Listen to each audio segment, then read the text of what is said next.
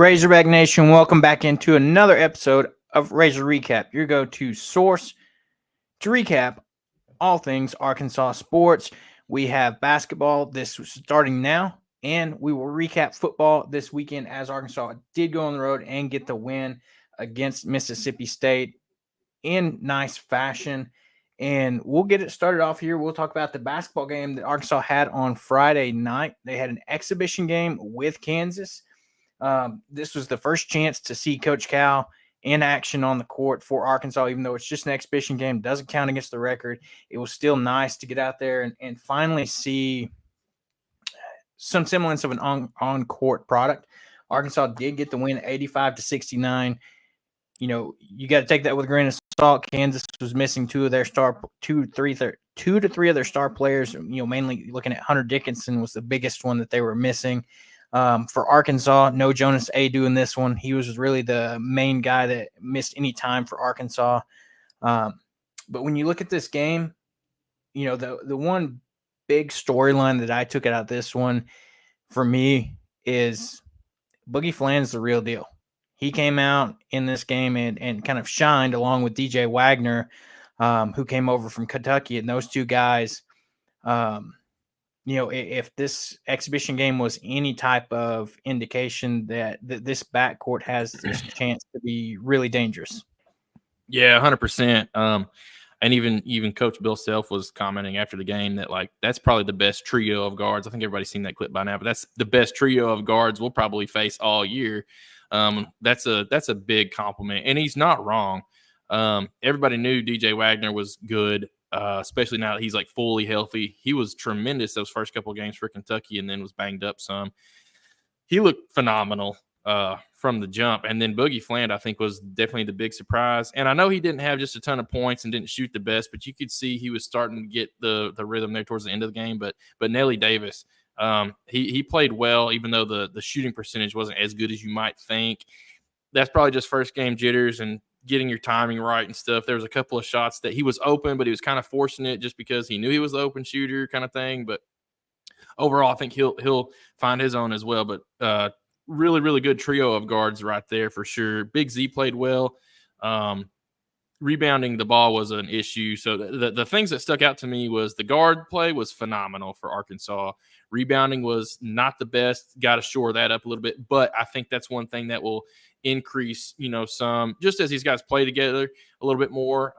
But then also once you get Jonas Adu back, he is known as a rebounder. So that'll help.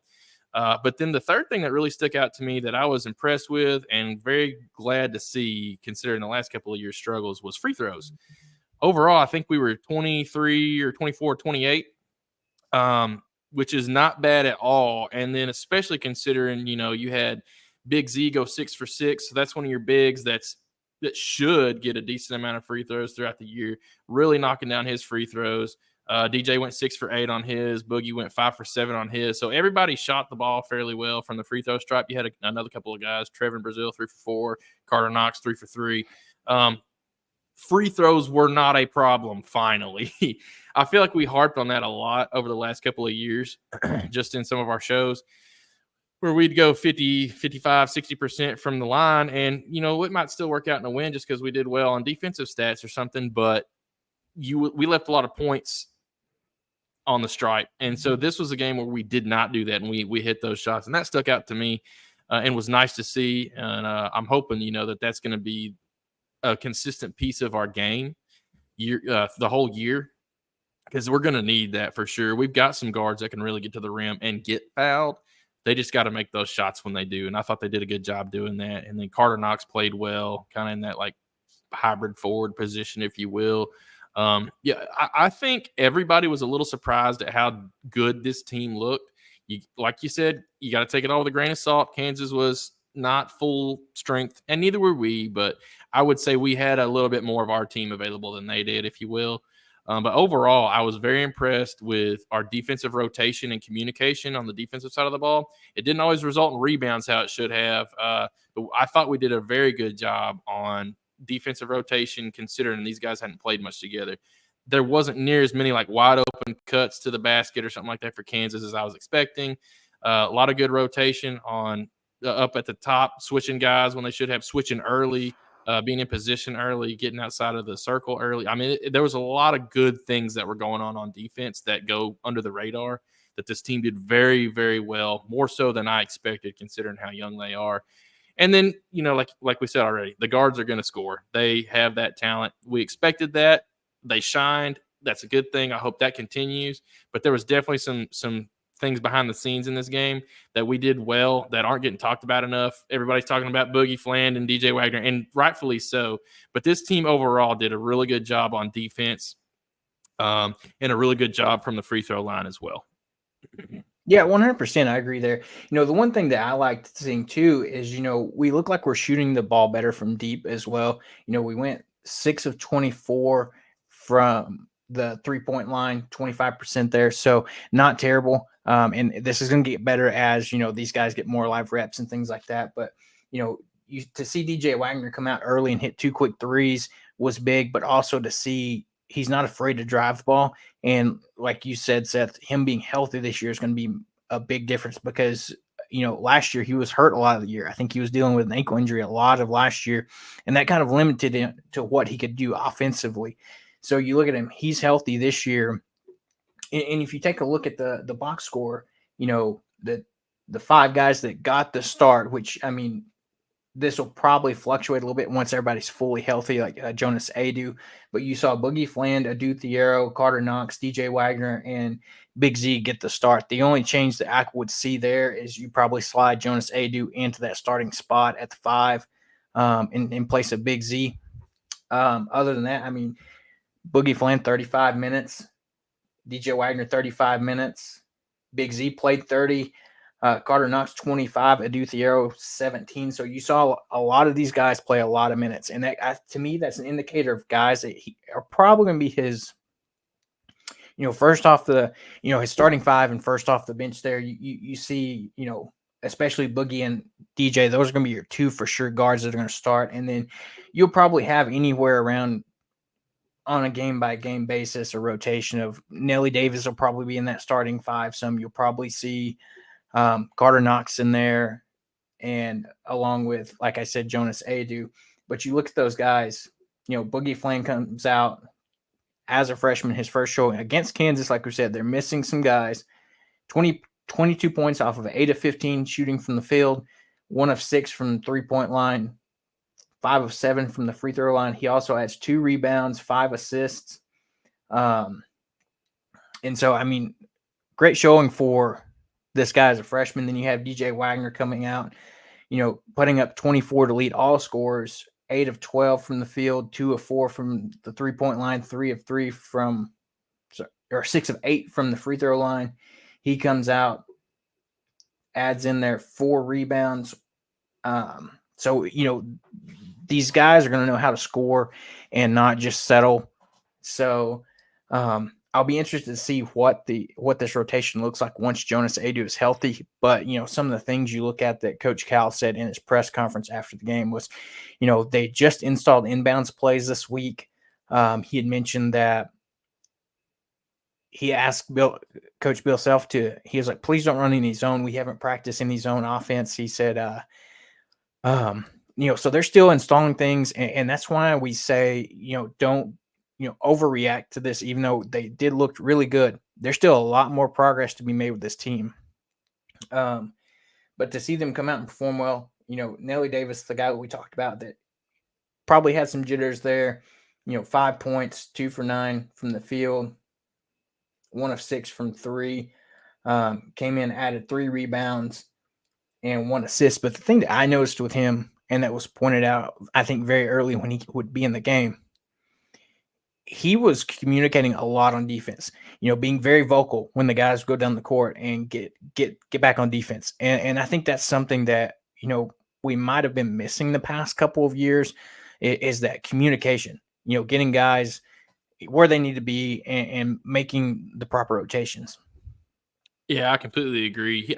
He was more critical in some of those good rotations than people want to realize. And like I said, a lot of that stuff, it does go under the radar, and you have to be watching for it to notice it. But you notice it when it doesn't happen is the thing. You don't necessarily notice it as much when it is happening correctly. But yeah, that you could tell there's a good mix of senior leadership, if you will, on this team, mixed with some really talented freshman play between guys like Carter Knox, Boogie Fland, prime examples, obviously. And then you've got, younger guys, but still have some experience in, somebody like DJ Wagner and Big Z. Those are examples of they're younger, but have some experience. This is a healthy mix. And honestly, we haven't said his name yet, but I thought Trevor Brazile played quite well. Didn't have a whole ton of shots. He just went 1 for 3. Didn't even attempt a 3-point shot, which is a little uncharacteristic from what we're used to, TB. But I think that was what was discussed a lot is Coach Cal is trying to get him to be more of a interior player like he kind of should be and not rely as much on the 3-point game to score points is the only way he scores, if you will. So you could tell he was working on that. I figure in the regular season, if he has an open 3, he's going to take it. But you could tell during this exhibition, he was trying to get practice reps in a sense, working with his back to the basket, things like that. Obviously on the defensive side of the ball, he was very good, and he hit 3 of his 4 free throws. So that's he always has been decent at free throws, but that's good enough. You know what I mean? So he had 5 rebounds himself. So he was doing his thing on the boards, especially in the second half. I know they played 4 quarters, which is a little funky, but I liked it, frankly. But he did good things on the boards. But overall, he played well, and he'll be one of those pieces that's one of the first 2 or 3 off the bench. He's not going to start, I don't imagine, at all this year, which is fine, though. I think that'll be a good thing for him to not feel the pressure of, I got to be the star, kind of how it was expected of him last year, and it just didn't work out. There was almost too much pressure. I think he'll thrive in this position. He did well. He only played 21 minutes, and he was not looking to score the ball that much. But once the regular season comes, I think he will be another one of those senior leadership type guys, if you will. And I think Trevor's grown. You can tell he wasn't getting all hot head and flexing and all that stuff like you've seen in a couple years past. He just seemed like he was out there trying to do his job and do his job efficiently, and that's good. I think that's an improvement on, maybe some of his character, if you will. He's grown up some. You can tell he's a little bit more of a mature player than he used to be. And I expect, some big things from him this year, even though he's not going to be one of the guys we lean on as much offensively as in years past. I think that'll be better for him, though. So overall, though, really good game from pretty much everyone involved. The rebounding could be improved was the biggest key thing in my mind. And golly, Coach Cal was vocal about that during the game. If anybody that watched it, they had kind of a unique broadcast, if you will, where the coaches were mic'd up. And they would kind of key in on the coaches' mics from time to time, and you could hear some of the plays they were calling, some of the criticism they were, telling the players, some of the things they wanted them to do better, talking about why somebody was getting subbed or not. I mean, there was a lot of cool things that happened in this game just due to the way it was broadcast. So that was, in my opinion, a really cool thing to watch, and I'd like to see more of it. But I think everybody learned a lot, even the fans, just with the way this broadcast was. You could kind of see a little bit more of the behind-the-scenes type things on the way the coaches communicate with the players. So it was a really fun game. I thought everybody did well, and it was a really good exhibition-type practice for some of these guys to get some reps on things. But to your point, we may not look exactly like this in the regular season when teams are playing some different defensive schemes and things like that on us. I'm excited to see how well we are overall against man, different zone packages, things like that, because this wasn't a full showing of going up against a truly unique defense or something like that. Yeah, 100% there. I mean, you look at it too, like you said with Brazile, and I think something else I noticed too is it looks like he made some changes, not changes, but improved his body as well. It looks like he put on some extra muscle that will definitely help him as you get into especially conference play, battling with these SEC caliber bigs. But another thing that I really liked to see about this team was the defensive the intensity that they had. I mean, we forced 17 turnovers in this game, especially those 2 guards between DJ Wagner and Boogie Fland getting out there and being aggressive on defense. And that's, something Coach Cal said, when he came in, he said, this is going to be a heavily defensive focused team, but that also is going to be able to score. I mean, you had 17 turnovers. 21 points off those 17 turnovers. And, you had that also that big alley-oop dunk, if you will, from Boogie to Trevor in Brazil on one of those fast breaks where we got the steal and he just laid it up off the backboard for him. And so, expect to see plays like that this year. But like you said, I think this could be a good year for Brazil, with him not being the focal point or the key piece in this offense. He can come in, do his thing, not worry about having to be the star, starting and things like that. You're going to have guys like probably Jonas Adu and Big Z that will probably start there in those 4 or 5 spots. But at the end of the day, I agree here. Pigman, it is going to be a fun season to watch, and we're just getting started. I think we're going to see a lot of improvement. I'll be interested to see what differences we see as they get back on the court this Friday on the road with an exhibition against TCU. Unfortunately, it's not going to be televised, but we're going to have radio broadcast with Chuck on the call, and then we'll probably see highlights, after the game within the next 2 days. But, I think from where we were with no team and no coach last year to where we are now, it's nice to see that there's a lot of talent and there's a lot of there's a lot of room to grow, but I think we're going to have a good base layer for this first season under Coach Cal. Yeah, I couldn't agree more. I'll get into the weeds a little bit and then I'll bring it back to a high level, but I think rebounding is going to be one of the things that's going to earn guys playing time or lose guys playing time based off Cal's comments and just how, detrimental it is if you play great defense for the full shot clock. They throw up a prayer type shot, but then they get the long rebound. Then they got a fresh shot clock, and then you basically didn't do anything. You worked that hard on defense to not even get the possession back. So I think there'll be some tweaks to this lineup just due to that alone. So somebody like Brazil, who I thought did actually rebound pretty well when he was in the game, that'll be a way he earns minutes over. Yeah, I'm not going to say over Big Z necessarily, but maybe they split minutes more so than it being like a 30-20 split. It might be more like 25 and 25 each kind of thing.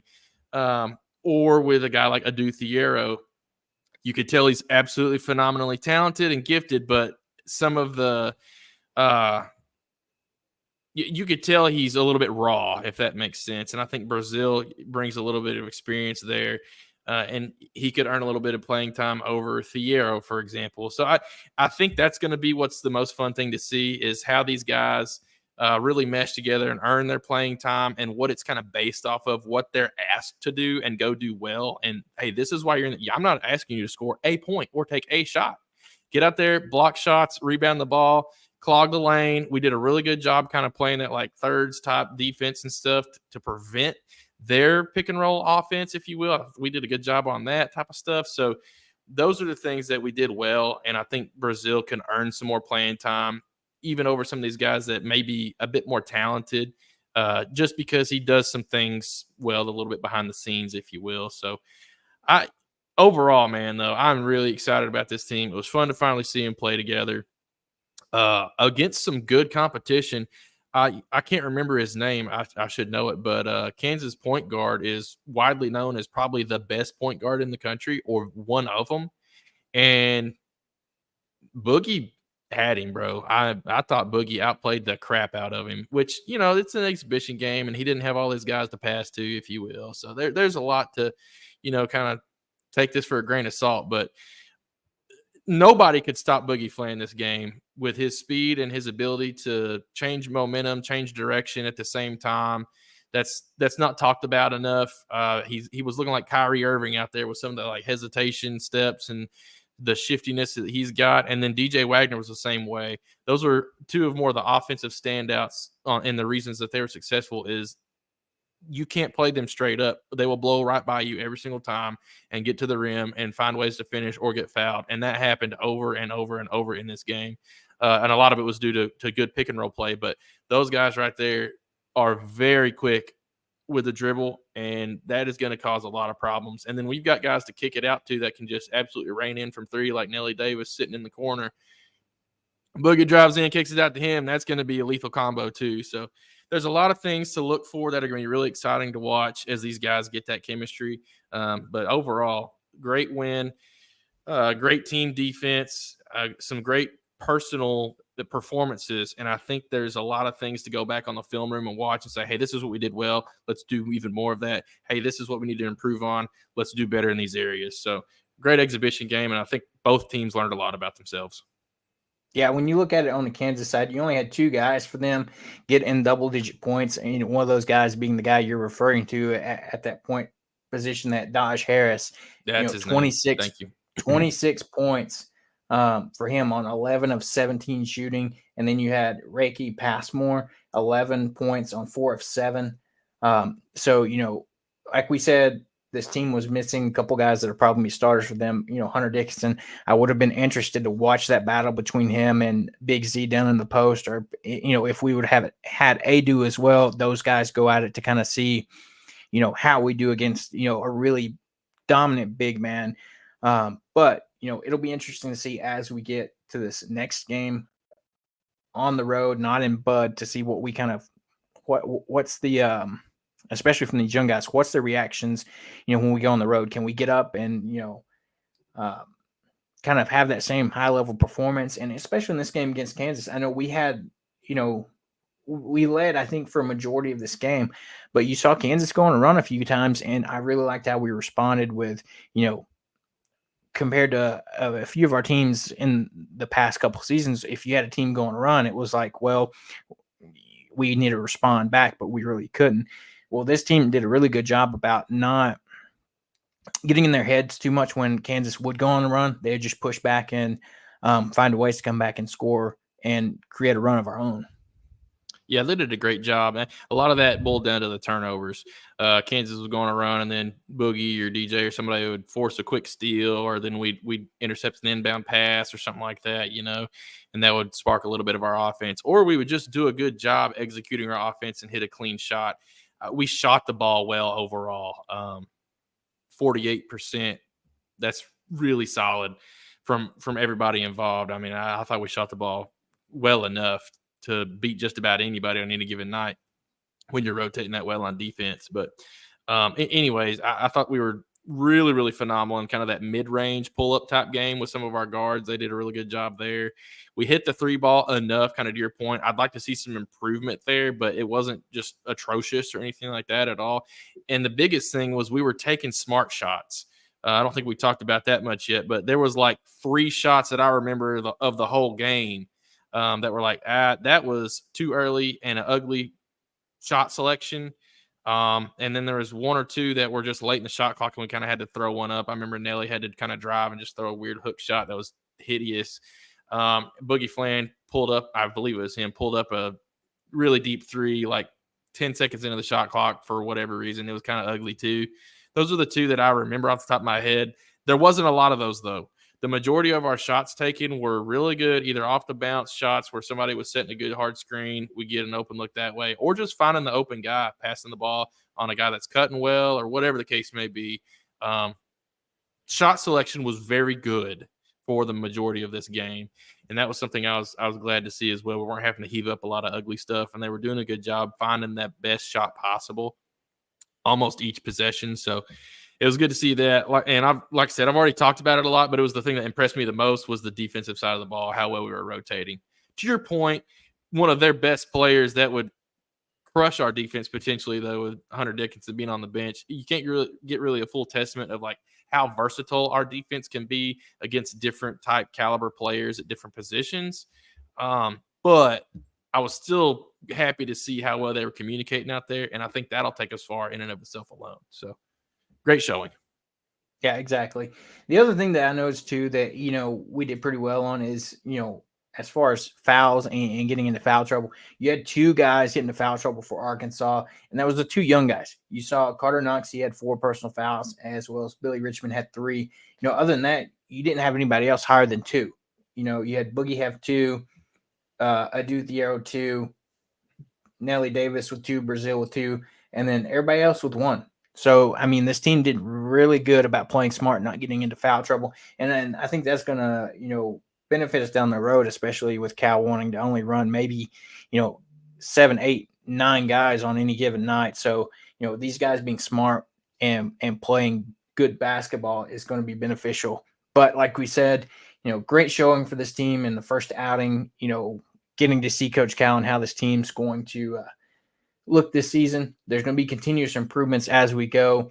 But like we said, they'll be back in action again this coming Friday in Fort Worth at Dickies Arena, taking on TCU at 7 o'clock. There will be a radio call with Chuck and Coach Z on the call. So unfortunately, no TV for this one. Maybe they'll find a way to get it on TV before Friday. But until we get any news like that, we'll just have the radio broadcast. One other thing to note before we move on here, I love noticing that we have a play call of horns down. So that's going to be fantastic to see this season. Yep. I seen that. That's been making waves on the social media.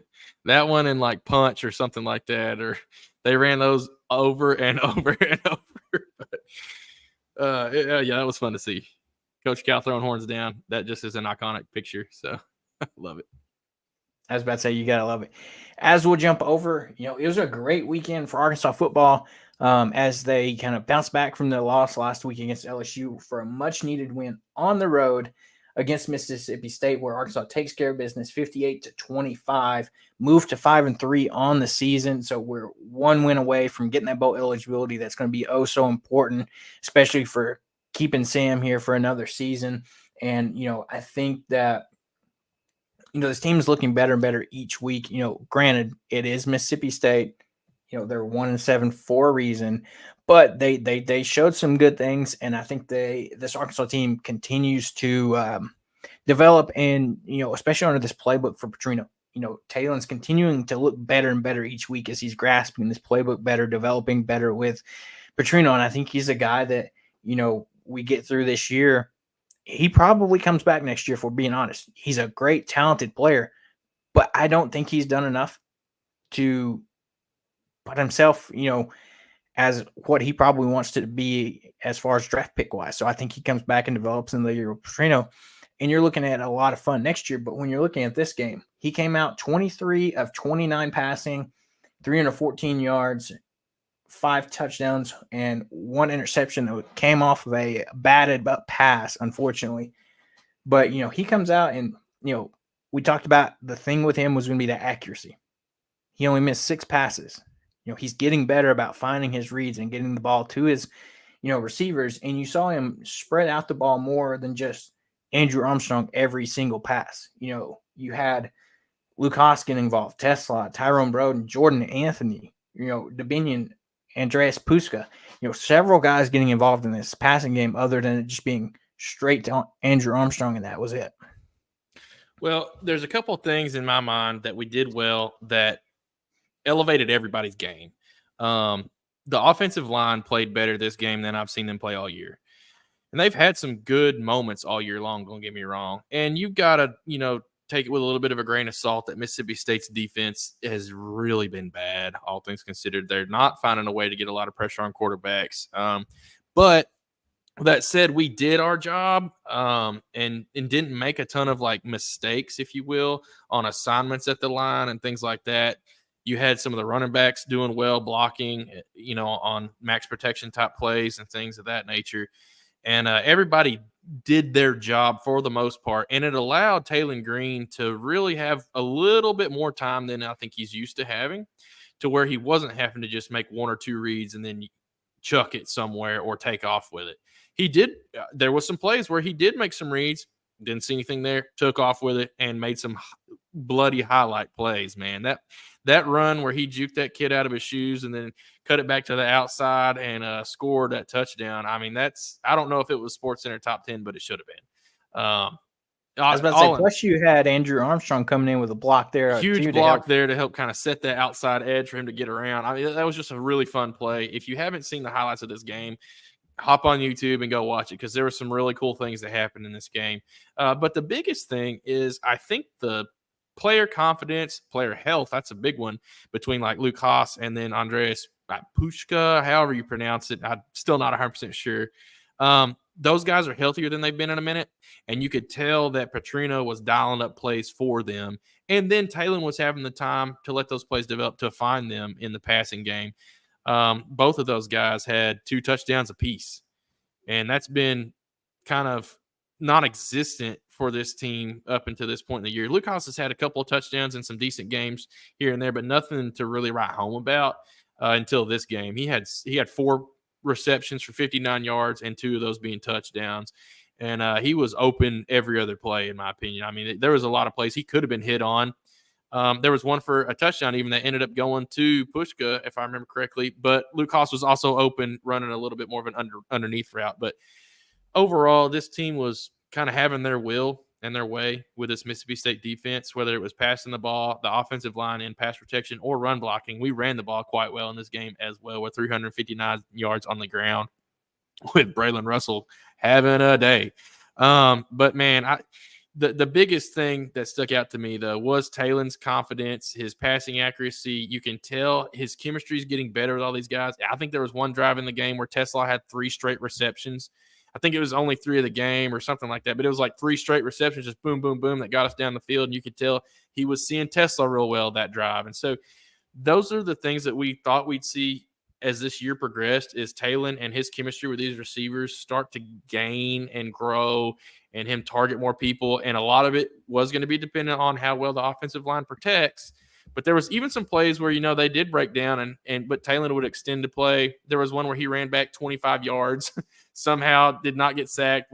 It looked like something you'd see on NCAA football 25 video game or something, where somebody drops back 30 yards and wiggles around, runs up a little bit, but then threw the ball for about a 15-yard first down. It was like everything was working.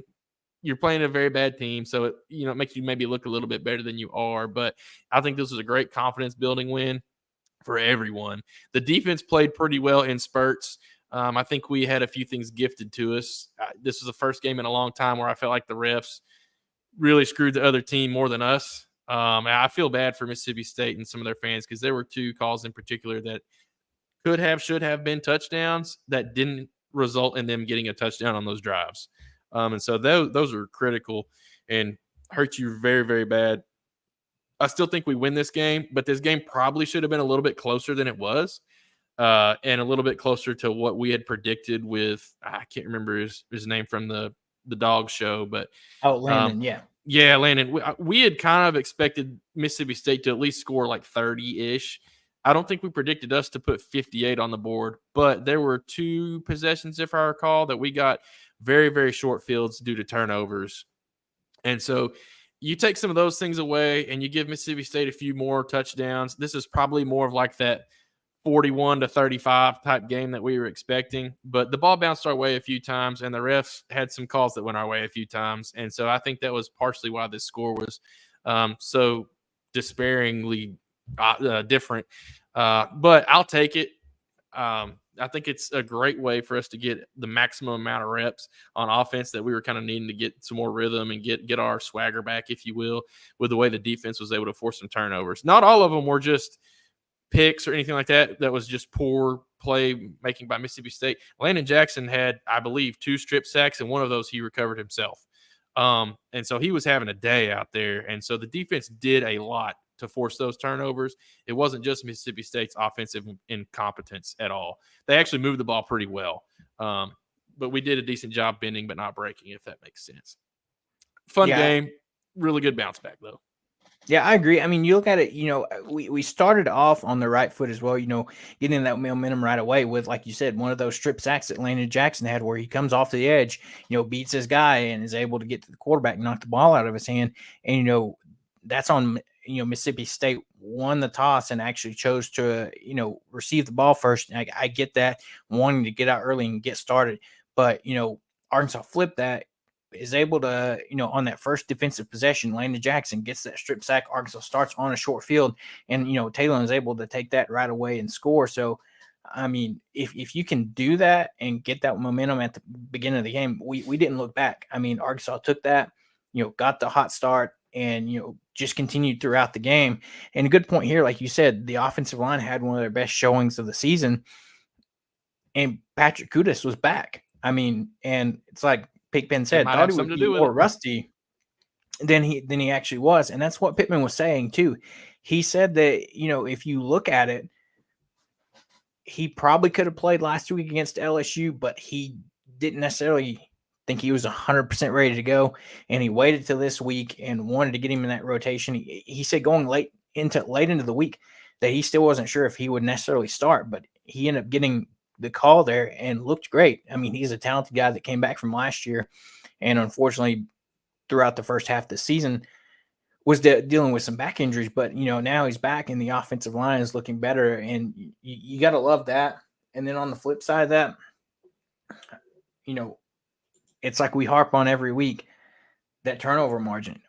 It is a bad team, but the way we were able to turn all those turnovers into points was big, I think, and that's momentum. And how this team was able to score in the red zone, where that's been a struggle for Arkansas all season, was between the 20s we can drive it down the field with anybody, but it was like as soon as we hit inside the 20, we just couldn't really figure it out. And I think this was some good experience here, getting some scoring drives there. And I think he's another weapon that you saw. He only had one catch, but that went for a touchdown in this game. Jordan Anthony. He's another speedster like Isaiah Satania, where, a beautiful pass from Taylor Green, threading the needle, showing he has some really good accuracy when he's, given the proper time. Threaded the needle in there to Jordan Anthony in the end zone for a touchdown, and that was big. So I think that's great. And like you said, on the running game, Braylon Russell, like Pittman said, he said it was your day. We know Jaquin and Jackson had to miss this game, unfortunately, due to injury. So, Braylon Russell got the call here, 16 carries for 175 yards. Unfortunately, no score there, but, he was averaging 10.9 yards a carry. He was able to hit the holes that this offensive line was opening up for him. You even saw Rashad Dominion get 11 carries in this game for 98 yards, averaging 8.9 and getting a touchdown. So, these running backs, this offensive line elevating their play just helps. And it's like Seth and I was talking about yesterday. You throw Jaquin and Jackson in this game, Russell's carries probably goes down a little bit. Exactly. Yeah. He probably goes for, 200 plus with probably, 1 to 2 touchdowns as well. So, if he gets back and healthy, I think this, has the chance to be a turning point in the season, if you will. We're through that halfway mark. We got we're at 5 wins. We said this week would be key if we're looking at that bowl game bye. Even in the press conference, one of the media members asked, well, it's about time to start looking at dusting off old Larry for the end of the year. And he was like, yeah, that's not the ultimate goal, but he's like, we really want to get the postseason bid for these guys that work so hard for it. And, we're 1 win away, and I think that other win's going to come against Louisiana Tech. But don't count us out against Ole Miss this next week. I mean, you had Oklahoma, as bad as they have been this season. They played with them for a half. And I'm confident that we're better than Oklahoma is offensively. And to have them playing here, we come off a big road win, confidence building. We always seem to play with Ole Miss. It's one of those weird scenarios where you play with them. You get them at home, you're coming off of a big confidence building win. Who knows? Maybe you get another win there that maybe you weren't necessarily expected to get at the beginning of the season. And this could turn in from hoping we get 6 to you're looking at a 7, possibly 8 win season. If everything goes right, because Missouri looks very beatable as well, especially with the health problems they're having with Brady Cook as well. Yeah. Drew Pine, I think it was his name, as their backup, looked horrible. That's conversation for another time. But, to your point about Ole Miss, I think the last time that they played in Fayetteville, we beat the brakes off of them, and they were better than we were that year, frankly. We should not have beat them the way we did, but that was a really fun game. We put up 40 points or something along those lines and had a pretty good defensive showing. But somehow, some way, it seems like we've always had a good shot at ruining Ole Miss's seasons. I think they're still out there trying to make a way into the college football playoff. It would be ironic if it was us again that kind of knocked them out of that potential contention, if that makes sense. But yeah, I could see that happening. It would be awesome to get another win against old Lane Kiffin at home. I'm not going to count it as a win or anything like that at all. I'm not trying to count chickens before they hatch, but I feel like we're healthier than we've been all year long with getting Kudus back. The tight ends are playing a little bit better because they're healthy. The only piece we really need to get back right now is our running back Jaquindon Jackson, and then Jalen Braxton on the back end of things to shore up a little bit of that secondary where we had a few issues in this game against Mississippi State. But if you get them guys back, you're clicking on all cylinders. You're already, I think better than we were the first half of the season, which is kind of a strange spot to be in.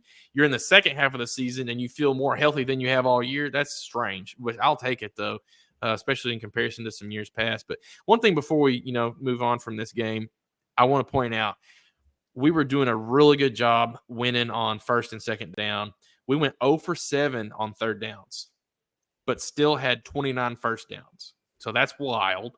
And then we went 2 for 2 on fourth downs, and then Shipley hit 3 for 3 on his field goals. So the coaching staff, I think, is kind of getting a better gut feel for like when is the right time to go for it, when is the right time to kick and get points. Obviously, a lot of it goes into, down and distance and all that kind of stuff. But there was a couple of times where I could have seen us going for it when we were like, you know what, this situation, this drive has felt a little funky. Somebody, is a little banged up on the sideline right now or whatever. We're waiting to get them back from a stinger or something. Let's go ahead and take the points here. Let our defense do their thing, see if we can get the ball back and put another, score on the board, whether it's another field goal or a touchdown or whatever. And it felt like finally all the pieces came together from our play calling, where all of that made sense. And it's weird that we went 0 for 7 on third down when we'd been such a good third down team all year. But I think it was truly a testament to how well we were moving the ball on first and second down. You weren't in a lot of third down scenarios where you were having to get a first down just to get points at the end of that drive. We kicked 3 field goals, so 3 of those resulted in field goals when we got to fourth down, and then 2 of them resulted in, it was close enough that we went ahead and went for it on fourth. And so you really only had 2 times where you really stalled out, if you will. 1 punt, and then I think there was 1 that was an interception on that third down, and there was your 2. Outside of that, very, very clean game. Very, very good job converting on the fourth downs and then not even getting into like crazy third down situations and stuff. So really proud of how this team came out and executed in all phases, especially the offensive line. The defense, they had some plays where they didn't look phenomenal. We gave up a couple of run plays that went longer than they should have.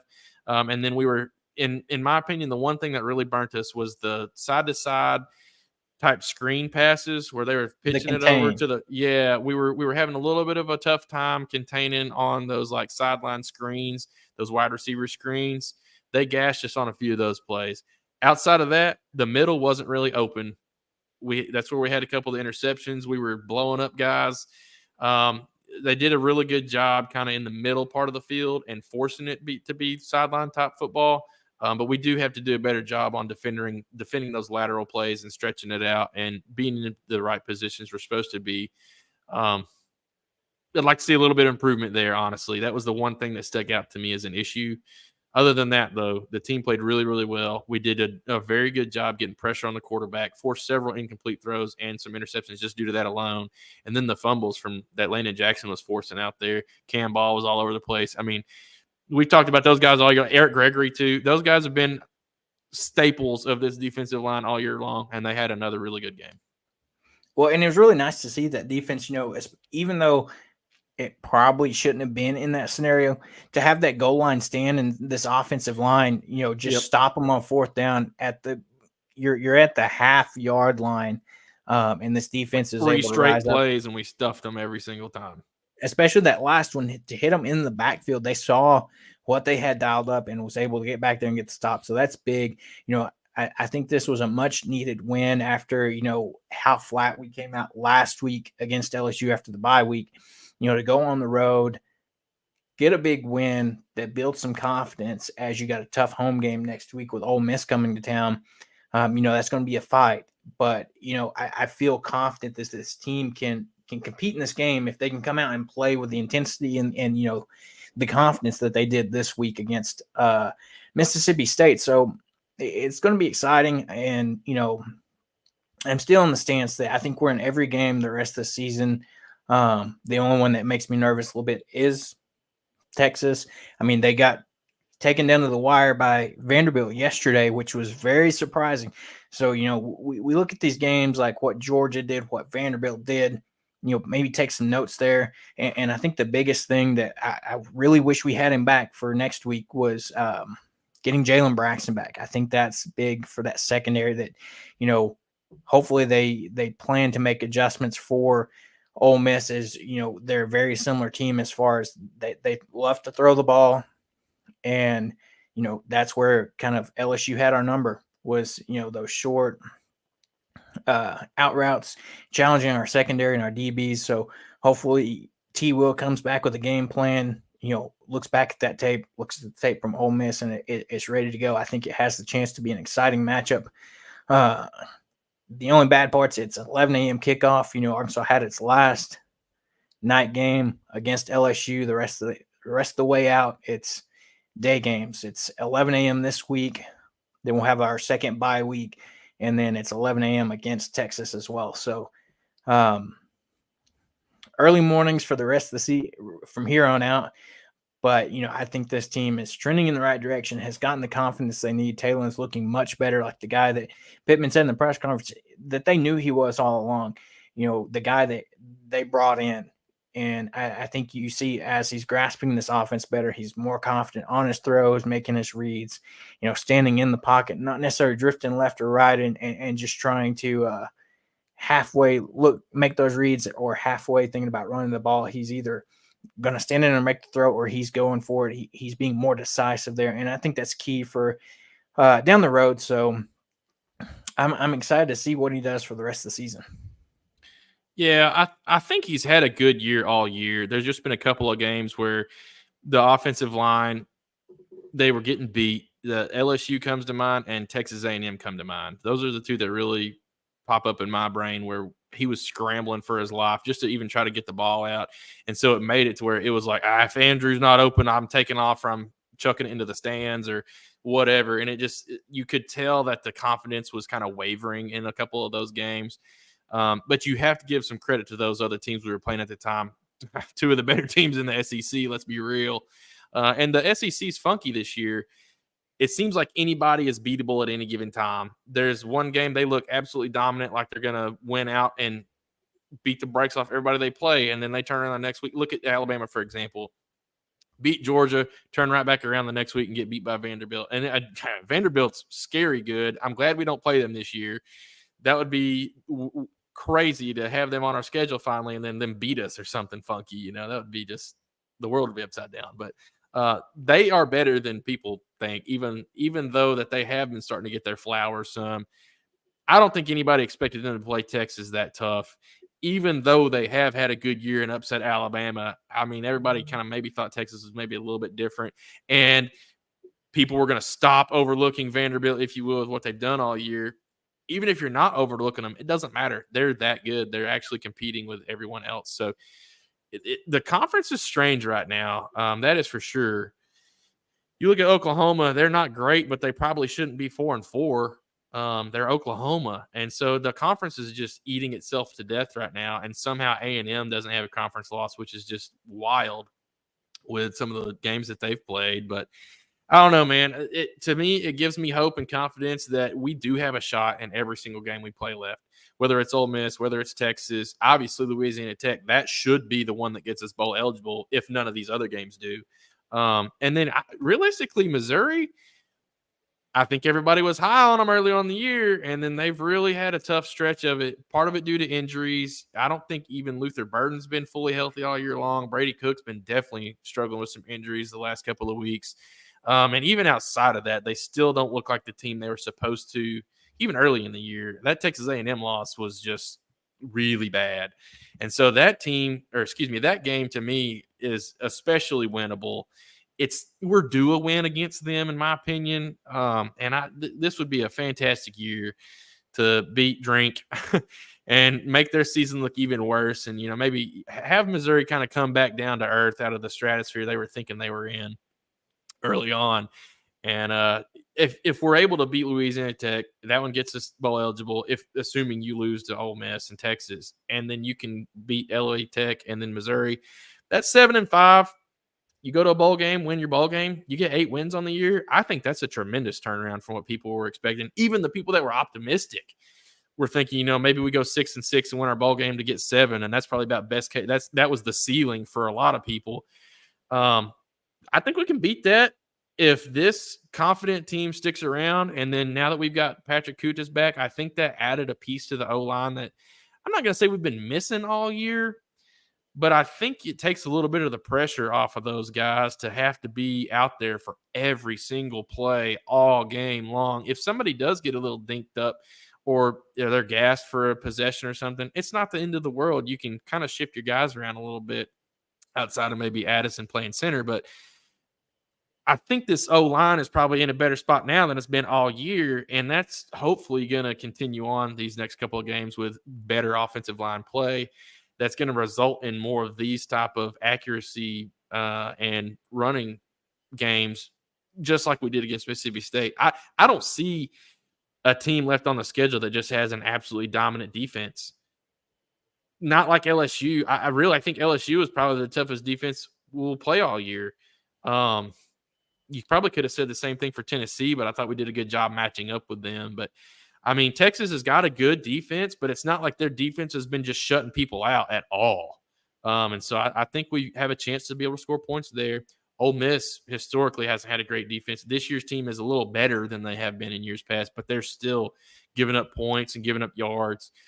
So there's a good chance that maybe we can have a good offensive execution. And then Louisiana Tech and Missouri are porous nearly, and you should be able to score points in those games no matter what. So I think some of our hardest games from an offensive perspective have already happened. And so hopefully this is a good momentum builder for the rest of the remaining games to look a little bit more like this. And I think that bodes well for Arkansas to obviously make a bowl game and then maybe improve what that bowl game is a little bit more than what people expect us to be. So I got my fingers crossed and I got my hopes high. I'm trying not to be too optimistic and think we're going to win 3 out of the next 4 or something wild, but it's possible. And I think if that happened, I mean, the world's going to explode. People, you're going to have a lot of Debbie Downers out there that have been doubting this team all year and have been like almost happy to talk crap about this team. They're going to have to eat some crow if something like that happens over these next 4 games. And I'm hoping I'm hoping that's the case. So I'm really high on this team right now. This is a big bounce back win. You beat this team how you were supposed to. Granted, there was a couple fluky plays in there that made the score how it was, but you still beat this team how you were supposed to and did a great job of taking care of the ball outside of one kind of goofy interception. Outside of that, this was a very cleanly executed game. It felt a little bit more like how we executed against Tennessee, and I think it'll be another momentum builder. You're seeing the trajectory. The LSU game, flush that one, build off of this win and the Tennessee win, try to replicate those performances the rest of these weeks, and I think we got a good shot at having a way better year than a lot of people expected. I think we already have had a better year than a lot of people expected, frankly. Our offense is very efficient. We just it hasn't resulted in a couple of wins like it should have, thinking about like Oklahoma State and A&M, but this is a good team, man. This is a good team. Yeah. Kind of like we hinted on there, Pigpen, to that point, LSU ding to dunk down the field. If Ole Miss watches the tape, they will definitely try to do that. And I think that's the adjustments that we got to make. And Travis Williams and that defense has got to maybe not give as much space. You got to press at the line more, man. I think he's been scared for the deep ball threats. And I know Ole Miss will be able to do that some, but you got to press at the line more to prevent that. That's what killed us. Trust your guys on the back end, TJ Metcalf, Hudson Clark. I know they've had some issues, but you're going to have to trust them and try to prevent those short routes. I was about to say, you're bound to get burned once or twice, but, I'd rather get burned once or twice rather than, what LSU did and just all night, 5-yard pass, yards after catch, 5-yard pass, yards after catch. I mean, we've got to do something and hope. And I'm confident that Travis Williams will come back with a game plan to counteract that. Jeremiah, love the confidence. We will win out. I'd love to say I agree with you. Texas has definitely shown that they're beatable. They're not up there just completely above everybody else. They're very beatable. That's a game we got at home. Arkansas fans and hopefully players alike love to get up for that game. So, I mean, it should be an exciting one. And if we do win out, fantastic. I don't think anybody could have ever projected that would happen, but love to see that. Before we get out of here, looking at it, Arkansas comes in as the 6.5-point underdog to Ole Miss. So the line is only 6.5 this week, and that's probably going to shrink. We saw it shrink a little bit with Mississippi State. It started out at 8 at the beginning of the week and came down a point to 7. But, with this being at home at Arkansas, taking in our play from last week, I wouldn't be surprised to see this spread go from 6.5 to probably closer to 4.5, by the time we get to Saturday. Yeah, and I think that's probably fair. Technically, Ole Miss is the better team. But I don't think it's as despairing as maybe some people might think, even on paper. We have a lot of talent on this Arkansas team. I think Ole Miss has us beat at some depth positions. But I mean, really, though, I do believe we stack up with them pretty well, especially being able to score the ball. I think it's got potential to be similar to this game against Mississippi State. I don't think Ole Miss is going to shoot themselves in the foot as much as State did. And so they're probably going to score more points. But I think that we'll be able to score points right along with them, especially if we stay on schedule on these plays like we were this game. You're getting some good chunk plays on first down, following up with another good 5-6 yards on second, and not even getting into a lot of third down scenarios. So if you're able to replicate that a little bit against the Ole Miss defense, that you can do that too, I think. This will be a competitive game. Ole Miss is going to score the ball more than Mississippi State did, though. So I think you're probably going to have to get to that 40 mark to be competitive and potentially win it. I don't think either defense is going to be able to hold either team to like less than 20 or something crazy, unless one of the teams, either us or them, does have more than 3 or 4 turnovers. And so that's the one thing I'm hoping doesn't happen. We had a really good game against Tennessee where we didn't turn the ball over, bounced right back around against LSU and had a couple. And so can we continue this level of clean play for more than one game at a time and not kind of revert, if that makes sense? So I think you can see the trajectory that Talon and this offensive line are on, though, to not be in as many of those situations or forcing a ball or getting blown up in the backfield, and it makes a handoff play a fumble because you're getting hit during the transition. So I like to think that we can continue not turning the ball over for the rest of the year fairly well. You'll have a few here and then, that's fine, but you can't afford to have more than 1 or 2 a game. You start having 3, 4, something crazy like that, like you did against Oklahoma State, it doesn't matter how many yards you put up, you're going to lose. Very similar, to Mississippi State. They probably should have scored more points in this game, but they gave a lot away. So got to not do that against Ole Miss, and I think we stack up well with them on paper outside of that. Yeah, 100% agree. As we take a look at our comments here really quickly, to Jeremiah's point, our only SEC losses were to the last 2 unbeaten. A&M and LSU, so that's a point there. Big Pen, is there a spread on the TCU game? Is it even bettable? I'm assuming you're talking about the Arkansas basketball game. I don't think it will be, since it is just a charity exhibition game. It might be, but I'm not 100% sure on that. This could be a point to LSU game. Could have been a little bit different if Jackson wasn't banged up a little bit and Green, was able to run a little bit more. I mean, you saw Pittman in his press conference say that, since it was after the fact, that Green wasn't ready to run the ball against LSU. Said he just wasn't healthy enough to run the ball, and that's why they didn't draw up plays specifically for him to run. So, I mean, that might have changed up some things, but and you're trying not to get him re-injured. I think that was a big thing, is like, look, he's going to have to win throwing the ball a little bit, no matter if we wanted, even if he was healthy to run, he's still going to have to throw the ball some. But it definitely didn't help things on how LSU was able to kind of pin their ears back, and they weren't as scared of him running the ball once they determined that he wasn't going to take off as much due to that leg injury still lingering a little bit. So very good point there. We were not 100% our offense, if that makes sense. But I mean, we were still competitive in that game up until that batted interception funky thing that happened on our 10-yard line. After that, the rest of the game just felt weird.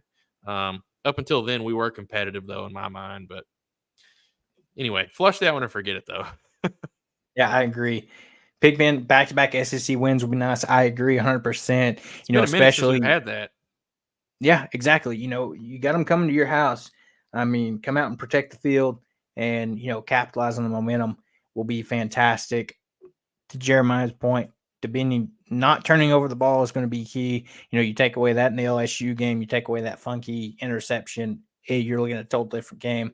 And Dabini did a good job, in this game, taking care of the ball, having to step up with Jackson being out. So, I'm excited to watch the game this Saturday, go to Razorback Stadium, see this team come out and perform. And I think, it will be one of those games where we'll be competitive in. I mean, I think this team's going to be ready, and I'm excited. Anything else from you, Seth, before we decide to get out of here? I'm good, man. I always love the Ole Miss game. There's been some crazy history in this game. It's funny. We almost say that every year between LSU, Ole Miss, and A&M. There's three right there that you can remember the last 10 years worth of games with each of those opponents. There's been some wild ones with all of them. And then Auburn's had a couple of funky ones thrown in there too. And so maybe it's just Arkansas. We just have a way of having these wild, weird games with people and being competitive sometimes when we shouldn't, and then letting other teams be competitive when they shouldn't. But I'll never forget the 4th and 25. There's several overtime games. The one where Limpert had to kick the field goal 3 straight times in a row to the timeouts down in Ole Miss to get the win. There's a lot of wild history in this game with Ole Miss, and there is a little bit of a rivalry, I think, with this team. Just due to some of the history of some of the way these games have ended. I've got a really close friend who's an Ole Miss fan, and he hates playing us. Rightfully so. I mean, we hate playing them right back. So I think this will be a fun game. Both teams, to me, at this point in the year, earlier on in the year, I didn't think we matched up as well. At this point in the year, I think we match up a little bit better than everybody had projected, week one, what this matchup was going to be. Ole Miss has maybe underperformed a little bit, has shown a few weaknesses, and I think we've maybe overperformed a little bit and shown a few strengths and things where these teams actually match up a little bit better. 7-point spread, 5-point spread, somewhere in that range is probably fair. Ole Miss should be favored to win this game, but with it being in Fayetteville, historically we've had good success against Ole Miss in Fayetteville. So Ole Miss, is Trey Harris out? I know he got banged up. That's a good comment there by Jeremiah. We need to look into that when we'll do a little bit more on that on our Wednesday episode where we preview the matchup and go over the injury reports that everybody posts out. But that is going to be a big thing to look at. I know he had been dealing with some issues. That'll be huge because that's somebody that if he does play, it doesn't matter who you put on him in coverage. He is open every play. It doesn't matter. He's one of those caliber of receivers. And so that could be big. I'll have to read more on that. But all in all, though, it'll be a fun matchup. It always is year in and year out. And I'm hoping we can continue this momentum that we gain against this Mississippi State team and carry that forward for the rest of the year. Yeah, I agree. Jeremiah, we will shout you out and give you 100% credit here. If this happens, I would love to see this happen. He has said it 5 straight weeks in a row that it's happening. I was about to say, I love it, putting it out there into existence. If it does happen, you're the guy that we're going to come back to that said it was going to happen. As far as, like Seth said, the Ole Miss with Trey Harris, their star receiver, we'll look into that, and we'll talk more about that this week on Wednesday for our breakdown. So, until then, like we said, we'll talk more about this game on Wednesday. Don't forget, Arkansas basketball will be back in action in Fort Worth at Dickies Arena, taking on TCU this weekend for another exhibition game before the season gets kicked off. And here, a little over a week, November 6th is the first game at home versus Lipscomb. So, we're excited. With basketball getting kicked off. A little bit of momentum here with football. Things should be going our way a little bit. So fantastic things. But until Wednesday, guys, we're going to get out of here, and we'll see you back then. So have a good one.